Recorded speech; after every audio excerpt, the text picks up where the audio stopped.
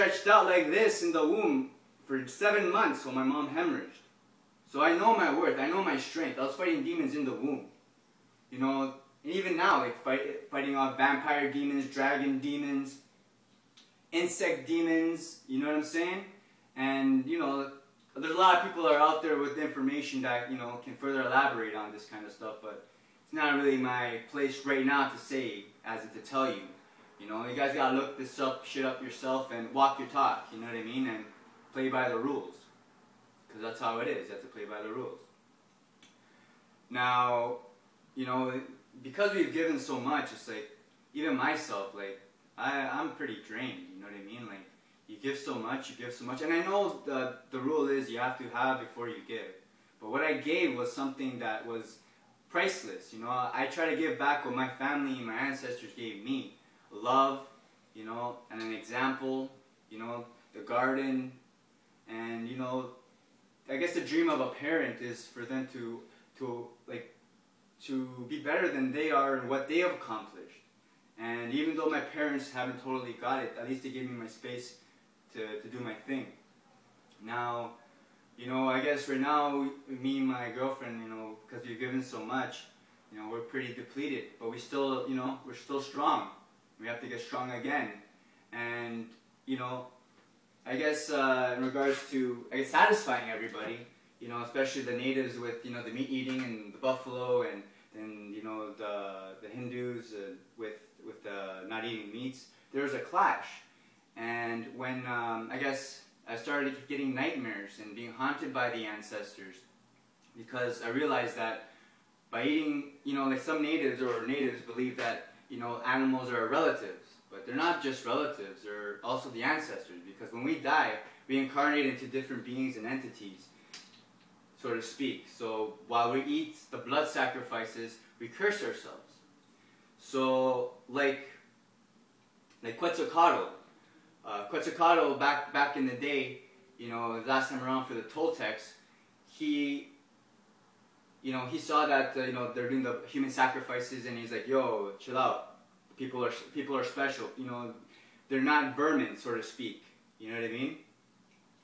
And, you know, then start killing little birds, little smaller animals. But now, I'm here to say, through his example, that, you know, it's no longer we need to kill these animals to, you know, to have nourishment. You know, we're more evolved than that. By eating the animals, we lower ourselves. And I've done it myself. You know, and I'm probably upsetting a lot of people right now. But, you know, there's bigger issues that are happening right now, and you have to, you know, take extreme precautions. And I would rather have all the tribes and again all the clans hate me than being haunted by the ancestors and going against the grain, so to speak. And, you know, it all starts at home. Like, I was told by a Hindu elder that if I want, like, he laughed at me when I said I was a healer. Because he's like, how can you be a healer if you can't even heal your parents? And, you know, this set in. And, you know, this also a process within me. And, you know, Danie, you know, she's been a vegan for, you know, 16, 17 years, vegetarian off and on, but we're going full-fledged vegan. But at the same time, you know, saying you're vegan is, you know, putting yourself in a box. It's more being in tune with nature. You eat the right foods, and the genetic codes is what, you know, it'll illuminate you. They'll calcify your third eye. Smoking cigarettes, smoking marijuana, doing, you know, ayahuasca, or peyote, or whatever. You know, it's part of the journey. I'm not telling you not to do anything. It's your choice. But I've done it where I don't feel like I don't need to do it anymore. And when you go into the fourth dimension, it's like, you know, there's good beings and there's bad beings. So it's like a Russian roulette, so to speak. And, you know, sometimes people die. But, you know, there is a benefit from it that can be learned and can be processed. But there's a reason why in the diet you're not supposed to eat pork. You're not supposed to eat certain meats. Because when you do, you ingest the blood sacrifices, and then the entities and demons come inside you even more. Now, again, I've done everything that I've done. No money. You know, I'm broke. You know, I'm down to like my last, couple $100.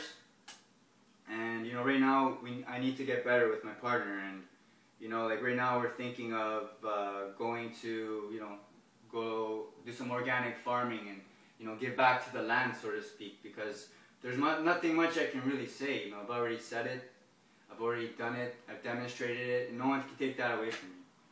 But no one can take away my actions and deeds away, and that's what gives me strength, and that's priceless. And even though a lot of people, you know, they look at me and they see me that I don't have money, I'm not balling, you know, I'm still riding the bus.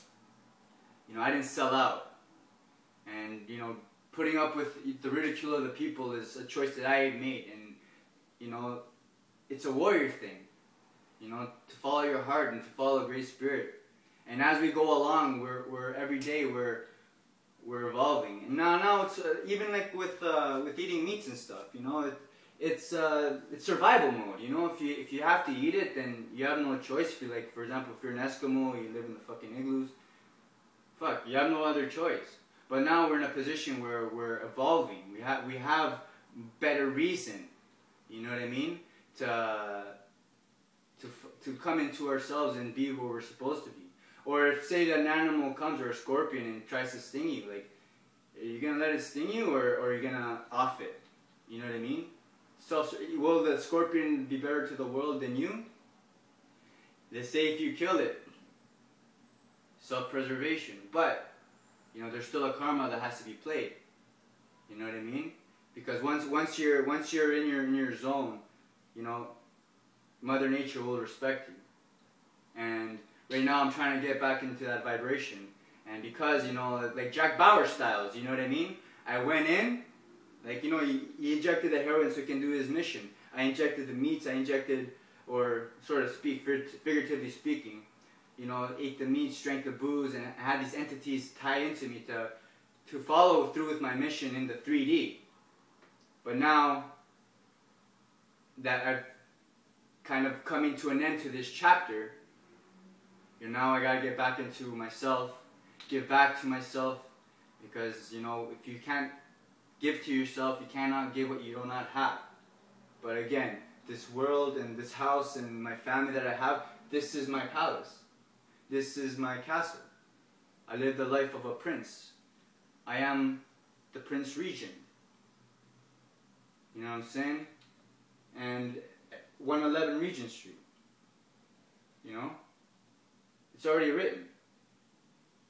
And I can't deny my truth, you know what I'm saying? You know, like I was even telling Justin earlier, like, I'm an artist.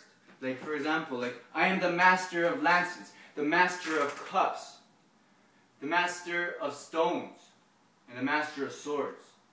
You know, I know. It's in my heart, it's in my blood, it's in my soul. Like, for example, here, as an artist, I have a bite mark which I interpret as the lance of Christ when he got pierced. Or even here, the circular birthmark, which is the birthmark of the Buddha.